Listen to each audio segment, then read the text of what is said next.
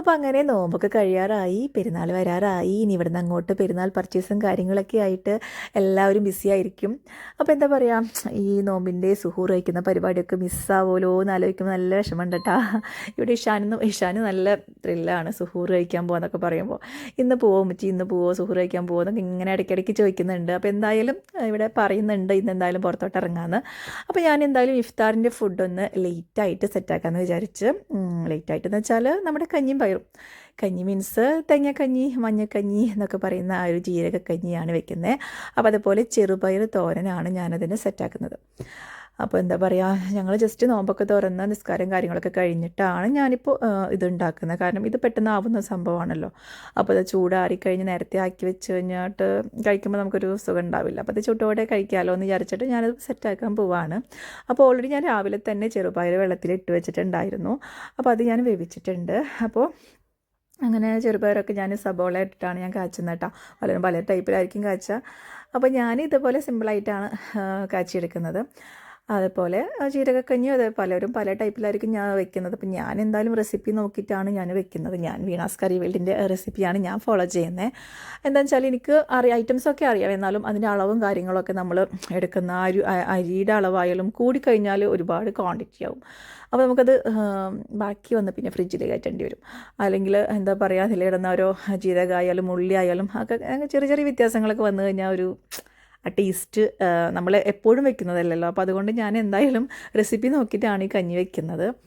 അവിടെ വീട്ടിലൊക്കെ ഉമ്മയൊക്കെ ഉണ്ടാക്കാറുണ്ട്, റെസിപ്പിയൊന്നും ഇല്ലാതെ ഉമ്മ അവരൊക്കെ എന്താ പറയുക നീട്ടി അങ്ങോട്ട് വെക്കും, കുറേ വെക്കും. പക്ഷെ ഞാൻ കുറച്ച് ക്വാണ്ടിറ്റിയാണ് വെക്കുന്നത്. ഇവിടെ ഇപ്പോൾ ആളുകളും കുറവാണ്. പിന്നെ കുറച്ച് ക്വാണ്ടിറ്റി ബാലൻസ് വന്നാലും പിറ്റേ ദിവസം പിള്ളേർക്ക് കുടിച്ചോളും. എന്നാൽ ഒരുപാട് ബാക്കി വന്നിട്ട് അത് കുടിക്കുമ്പോൾ എനിക്കത് അത്ര വലിയ ഇഷ്ടമില്ല. നമുക്ക് അപ്പം ചൂട്ടോടെ ആക്കി കഴിക്കുന്ന ആ ഒരു ടേസ്റ്റ് ഉണ്ടാവില്ലല്ലോ. അപ്പോൾ അങ്ങനെ തേങ്ങ ചേർക്കുമ്പോൾ ഞാൻ ജീരകം എന്താ പറയുക ഉള്ളിയൊക്കെ ഇട്ട് അരച്ചിട്ടുള്ള അരപ്പാണ് ഇതിലേക്ക് ചേർക്കുന്നത്.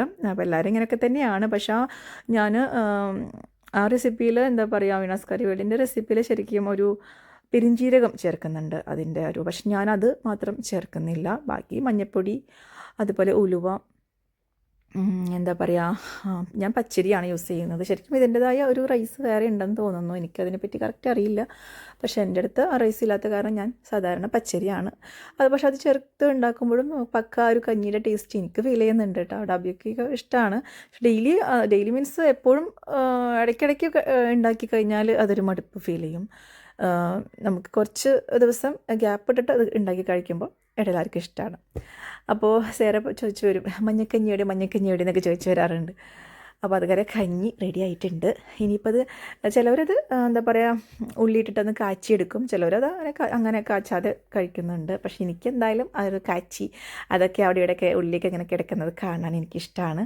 അപ്പോൾ അങ്ങനെ ഞാനത് കാച്ചിട്ടാണ് ഞാൻ കുടിക്കുക. അതുപോലെ എന്താ പറയുക, ലാസ്റ്റ് ഒരു സ്റ്റേജ് എന്ന് പറയണത് ഒരു കുറച്ച് ആശാളി അത് എടുത്തിട്ട് ജസ്റ്റ് ഒന്ന് സ്പ്രിങ്കിൾ ചെയ്തിട്ട് അത്രയേ ഉള്ളൂ. അപ്പോൾ ആ ഒരു പരിപാടി കഴിഞ്ഞാൽ നമ്മുടെ കഞ്ഞി റെഡി ആയിട്ടുണ്ട്. അപ്പോൾ അതുപോലെ ഇന്ന് എന്താ പറയുക ലേറ്റായിട്ട് കഞ്ഞിയും ചെറുപയർ ഉപ്പേരിയൊക്കെ കഴിച്ചിട്ടാണ് ഞങ്ങളിന്ന് പുറത്തോട്ട് ഇറങ്ങുന്നത്. അപ്പോൾ പുറത്തോട്ട് ഇറങ്ങി കുറച്ചൊക്കെ അലച്ചിലൊക്കെ കഴിഞ്ഞ് അവസാനം നമുക്ക് സുഹൂറൊക്കെ കഴിച്ച് ഇങ്ങനെ പോരാലോ എന്നാണ് വിചാരിക്കുന്നത്. അപ്പോൾ അങ്ങനെ ഇവിടെ കഞ്ഞിയൊക്കെ റെഡി ആയിട്ടുണ്ട്. അപ്പോൾ അതൊന്ന് ചൂടാറിട്ട് കഴിക്കാം. അപ്പോൾ ഒന്ന് ചൂടാറുമ്പോൾ കുറച്ചും കൂടി തിക്കായിട്ട് മാറും. അപ്പോൾ അങ്ങനെ ഞങ്ങൾ കഞ്ഞിയൊക്കെ കുടിച്ചിട്ട് പുറത്തോട്ട് ഇറങ്ങുകയാണ്. അപ്പോൾ ഇനി പുറത്ത് വെച്ച് കാണാം.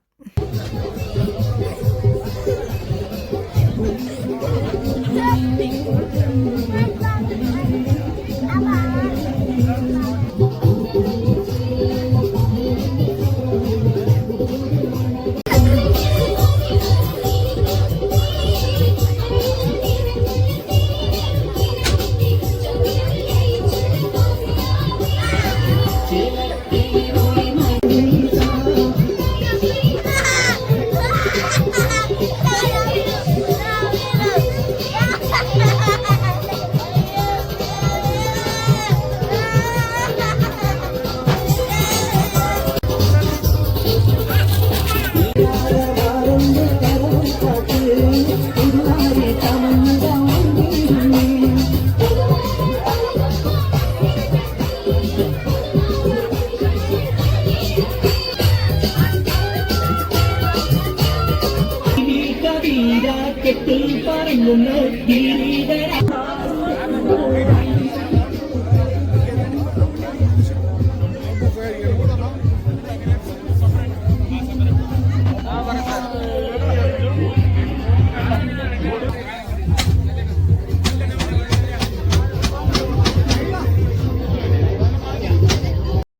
ഇപ്പോൾ എവിടെ പോയാലും ദാ ഇത് കണ്ടില്ലേ, ഈ ഒരു അവസ്ഥയാണ്. ഈ മാപ്പിളപ്പാട്ടൊക്കെ വെച്ച് നിറയെ ഉപ്പിലിട്ട സംഭവങ്ങളും ഒരു കുലുക്കി സർബത്തും അങ്ങനെയുള്ള ആ ഒരു സെറ്റപ്പും കാര്യങ്ങളൊക്കെയാണ്. എന്തായാലും അതൊക്കെ കാണാനും നല്ല രസമാണ്. അപ്പോൾ അതൊക്കെ കഴിഞ്ഞ് ഞങ്ങളിപ്പോൾ സുഹൂറിൻ്റെ ടൈമായി. ഞങ്ങളിപ്പോൾ അബ്സല്യൂട്ട് ബാർബിക്യൂലേക്കാണ് പോകുന്നത്. അപ്പോൾ ഇനി അവിടുത്തെ ഫുഡും കാര്യങ്ങളൊക്കെ നമുക്ക് കാണാം. ഓക്കെ.